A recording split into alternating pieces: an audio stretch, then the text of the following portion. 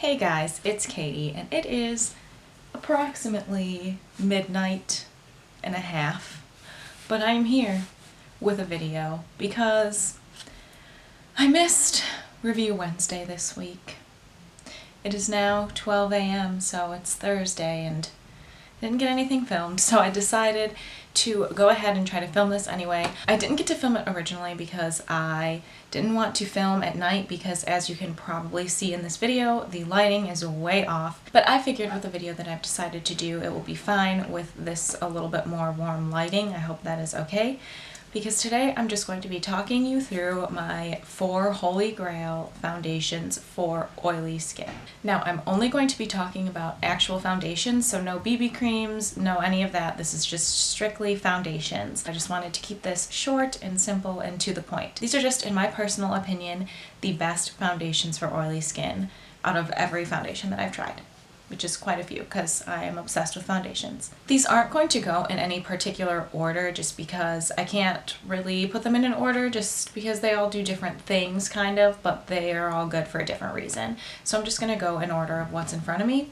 And the first one I have is the Tarte Amazonian Clay Full Coverage Foundation. This foundation is very full coverage, it's very thick. It says it's 12-hour makeup and it is oil-free makeup. And it's Tarte, so you know they are cruelty-free and they use good ingredients. But basically it's this very thick, moussey consistency. I only like to apply this using a beauty blender just because of how thick it is.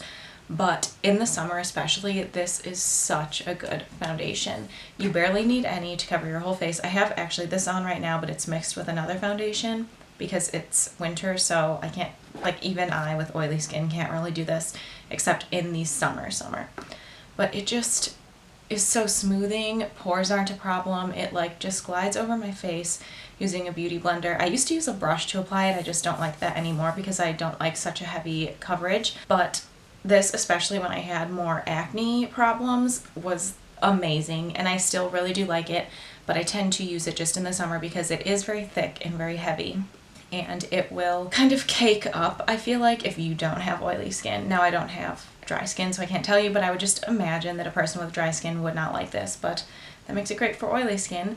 It has kind of a satin matte finish. It's not super matte, not dewy. It's just like the perfect foundation. I don't know. Obviously, it's one of my favorites, but I will warn against using too much of this because I find that if I layer up too much of this, it can just start to like break down. And I don't know if it's just because I've had this for over a year now, but sometimes if I layer it up too much, it just starts to break down and then the oil like starts to come through and it's not so great. But if I do like a layer to 2 layers of this, it's an amazing foundation. So I hope these explanations are good, but I don't know. And I like the little squeezy tube that it comes in, super travel friendly, not messy, just a good foundation. The next foundation I will move on to will be one that's kind of in a similar foundation, and that is the L'Oreal Infallible Pro Matte Foundation. Like the Tarte foundation, it kind of has a satin kind of demi-matte finish, not super matte, not dewy obviously, but still matte. This one claims to be a 24-hour foundation, so double that of the Tarte, but I have never worn this for 24 hours. But this one, instead of full coverage, claims to be medium coverage, and I will definitely agree with that. The Tarte one builds up to full coverage, like even you can use the tiniest bit and end up with full coverage. This one, you do need to build up a little bit. It's much more liquidy than the Tarte one.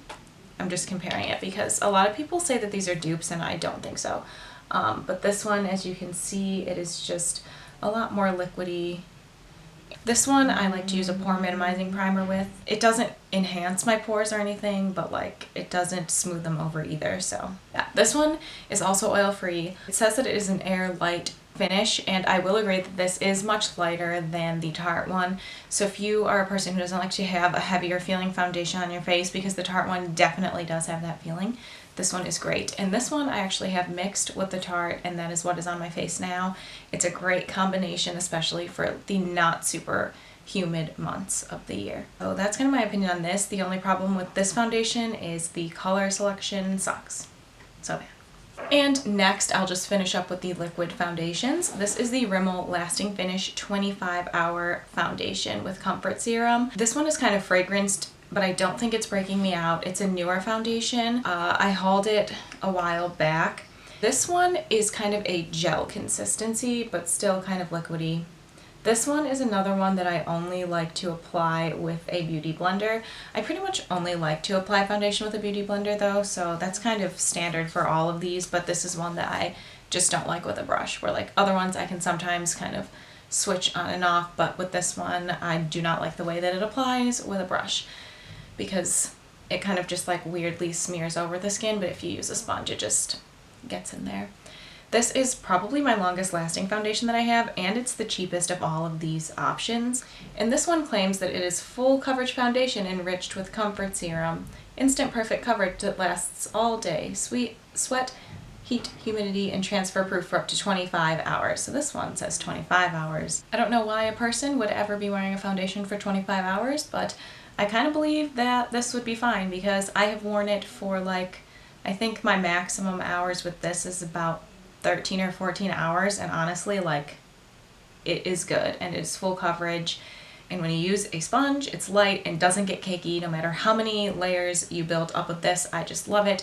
My only downside to this is it will show your pores, so you kind of need a pore minimizing primer, especially if pores are an issue, but it's so great. The color range on this one, again, not great, but this one happens to have a color that works for me, and it's the lightest one, so that's all I have to say about this. I feel like these aren't like the greatest explanations, but I really like it. Lastly, I have a mineral foundation, and this is the Bare Minerals Matte Foundation. I have mine in the color Fairly Light.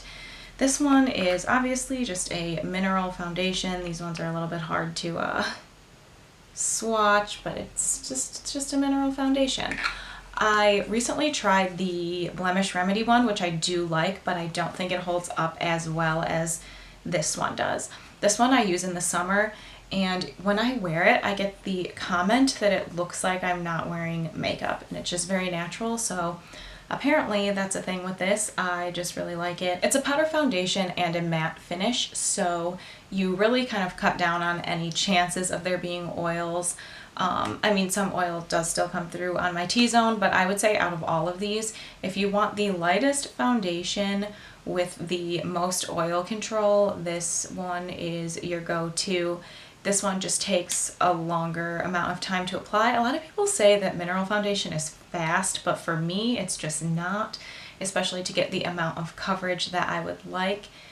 But I just really enjoy this foundation, especially in the summer. I haven't used it at all in the winter. I don't really know how it would work out. I do like the Blemish Remedy one in the winter though, but I'm a little worried about how it's going to hold up in the summer, which is why probably for mineral foundation I'll be switching back to this. So that's it for this video. I hope that you enjoyed it. I tried to keep it short and sweet and just give you the kind of general rundown of each product. This is just my personal opinion. I'm not saying that it will work for everyone, but for me, with my oily skin, these are my 4 holy grail foundations that I have tried. So if you enjoyed this video, please like the video, subscribe to my channel, comment down below, just something that would help me out a lot. If you would like to see an in-depth tutorial on any of these products, just let me know. I can put it in a new review Wednesday. I know these aren't like the newest foundations or anything, so you probably have seen all the reviews anyway, but if you wanted one, that is, you know, I'm always open to doing it. So I hope that you enjoyed this video, and hopefully I will be seeing you in my next one. Bye guys.